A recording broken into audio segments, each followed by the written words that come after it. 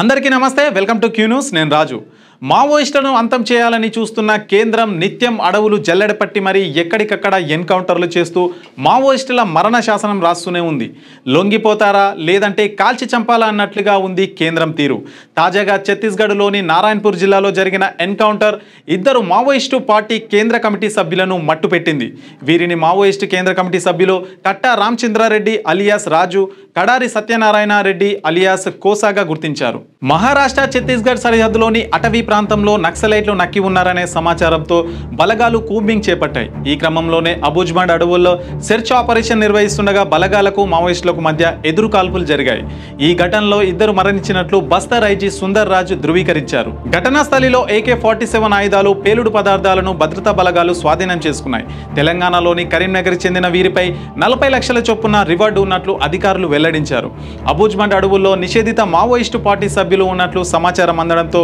భద్రతా బలగాలు వెంటనే వారి కోసం సెర్చ్ ఆపరేషన్ చేపట్టాయి ఈ క్రమంలోనే ఉదయం మావోయిస్టులు భద్రతా బలగాల మధ్య అనేక సార్లు ఎదురు కాల్పులు జరిగాయి ఆపరేషన్ లో భాగంగా నక్సలైట్ల కోసం వెతుకుతుండగా ఈ ఇద్దరు మావోయిస్టుల మృతదేహాలు లభ్యమయ్యాయి మరోవైపు మావోయిస్టులతో సాగుతున్న పోరులో భద్రతా బలగాలు భారీ విజయాన్ని నమోదు చేశాయని కేంద్ర హోంమంత్రి అమిత్ షా అభినందించారు మహారాష్ట్ర ఛత్తీస్గఢ్ సరిహద్దులో ఇద్దరు మావోయిస్టు అగ్రనేతలను హతమార్చారని రెడ్ టెర్రరిజం వెన్నుముకను బలగాలు విరిచేస్తున్నాయని త్వరలో మావోలు అనే మాట వినపడకుండా చేయడమే లక్ష్యంగా పనిచేస్తున్నామంటూ చెప్పుకొచ్చారు అమిత్ షా ఇక ఈ ఏడాది ఛత్తీస్గఢ్లో ఇప్పటివరకు జరిగిన ఎన్కౌంటర్లో 249 మంది నక్సలైట్లను భద్రతా బలగాలు మట్టుబెట్టాయి ఇటీవలే సెప్టెంబర్ 11న జరిగిన ఎన్కౌంటర్లో 10 మంది నక్సలైట్లు మరణించారు ఇందులో కేంద్ర కమిటీ సభ్యుడు మోదెం బాలకృష్ణ కూడా ఉన్నారు ఇంకా బీజాపూర్ నారాయణపూర్ సుక్మా కాంకేర్ దంతెవాడ జిల్లాలో 67 మంది మావోయిస్టులు ఆయుధాలు వీడి పోలీసుల ఎదుట లొంగిపోయారు వారిలో 49 మందిపై 2,27,00,000 రూపాయల రివార్డు ఉన్నట్లు అధికారులు వివరించారు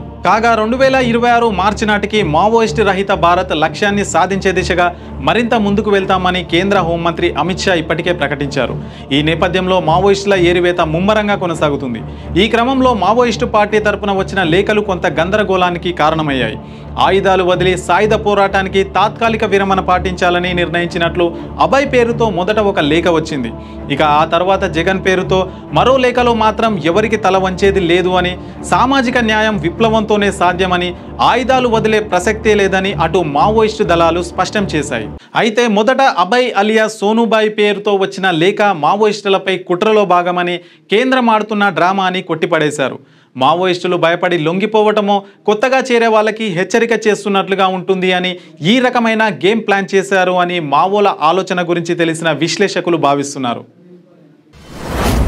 మీ వ్యాపారం అభివృద్ధి కావాలని కోరుకుంటున్నారా అయితే వెంటనే క్యూ న్యూస్ ని సంప్రదించండి schools colleges banks shops office promotions land promotions political promotions restaurant promotions hospital promotions పుట్టినరోజు వేడుకలు శుభకార్యాలు వ్యాపారాలు ఏవైనా సందర్భం ఏదైనా ఇప్పుడే క్యూ న్యూస్ ద్వారా తెలియజేయండి మీ వ్యాపారాన్ని అభివృద్ధి చేసుకోండి